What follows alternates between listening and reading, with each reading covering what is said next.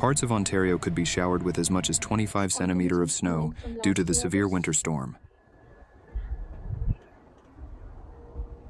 If you have travel plans around southern Ontario during the long weekend, you may not want to take off your snow boots just yet, as the area is expected to be hit with even more heavy precipitation after the messy winter storm.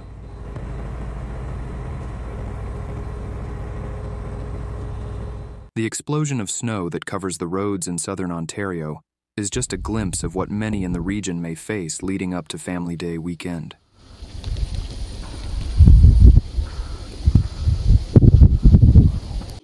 Strong northwesterly winds are expected to hit the area on Friday and last until Sunday, with the cold temperatures keeping conditions below freezing. The snowstorm will cause varying amounts of snowfall in short distances, ranging from light dustings to over 25 centimeters on Saturday.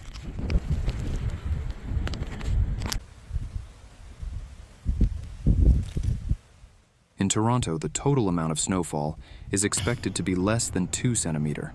However, if you plan to drive north, you may encounter 5 to 25 centimeters of snow.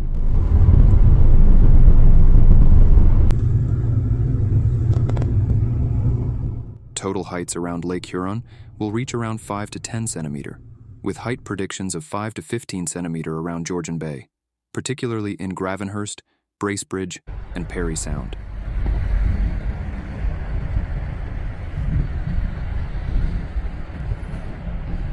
Conditions can change quickly over short distances around the snowstorm, with calm conditions replaced by heavy snow and very low visibility in meters.